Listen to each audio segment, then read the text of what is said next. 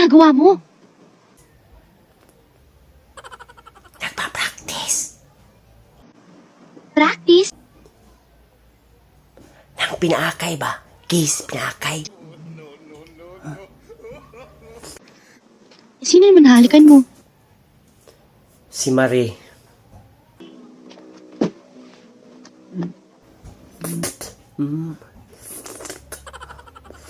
Bakit?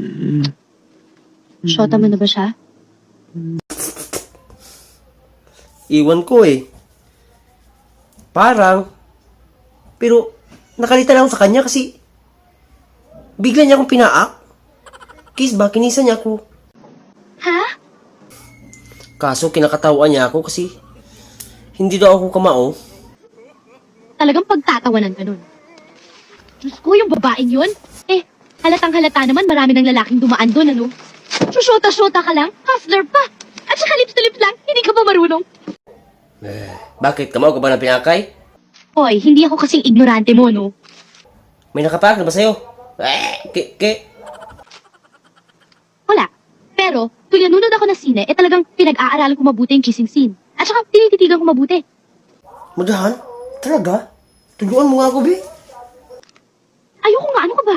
Sige na, bakit gusto ko makatong para hindi na ako sumugin ni Maris? Pinagun. Boy, huwag ka mo kulit. Sige na ba? Diyos ko naman! Pati ba naman paghalik, gusto mo ako pa rin magturo sa'yo? Oo, kasi gusto ko makatong kasi hindi ako kamao eh. O sige, sige, pero makikinig ka, ha? Sige, mamimina lagi ako sa'yo. Sige, sige. Yung uso mo dapat medyo patulis.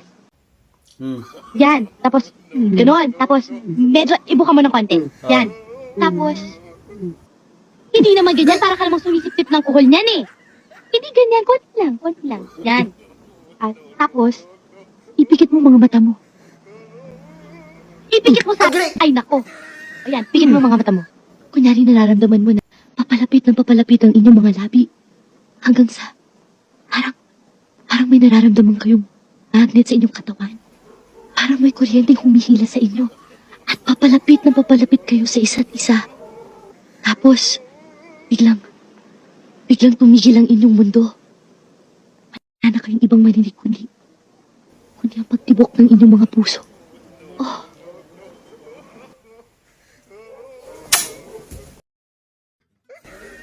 Hindi ka pala kamao eh. Akala ko kamao ka. Sa uban na lang ako magpatuglo eh. Buta na parang inom ka ha. Kamao ka, hindi ka naman pala kamao. Sige, lalaka mo na ako.